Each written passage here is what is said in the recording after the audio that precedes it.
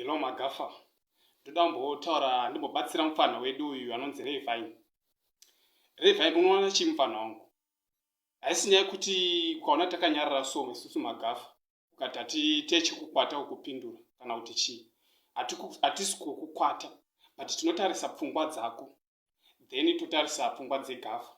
Toona kuti zvinhu zvakasiyana. Uye totarisa age yako. Totarisa neage yaGafa. Toona zvinhu zvakasiyana.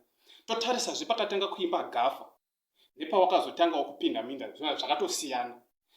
Gafa rakatanga kuimba usati wazvarwa mufana wangu. Uchiri kuitira weti mumanepi. In fact uchiri kuitira weti mumapamba because makazvarwa nguva yemapamba.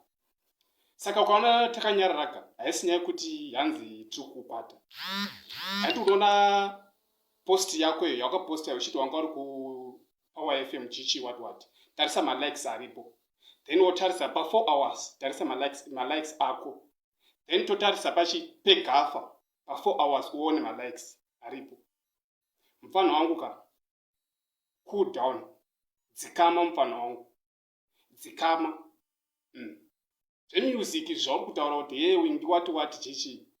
Hapana kana chaunoziva nezvemusic mfano wangu. Ndoda kukubatsira mfano. Dzikama ita easy. Pora industry inoda munhu akadzikama. Akachila so. Usati watanga kuvambamira Gafa. Unomukwanisa here mfana mudoko yamani uyawe. Mfana wokugwazhu uyawe. Iye ndokwako ikoko. Ndokwandiri kuvunza unomukwanisa here mfana uyawe wekugwazhu uyawe. Usafarisa kuda kudi kudzika matero usina kudi kukwidza makadha.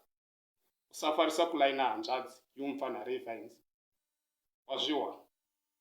Ndonyaya iripo. Isu maGafa takamirira kuti kusapota the Gafa president wingi team. Saka ukaona tisiri kubatika, hatiwanzi kuita social media. Tinongomirira anongoda nguwata Gafa chete.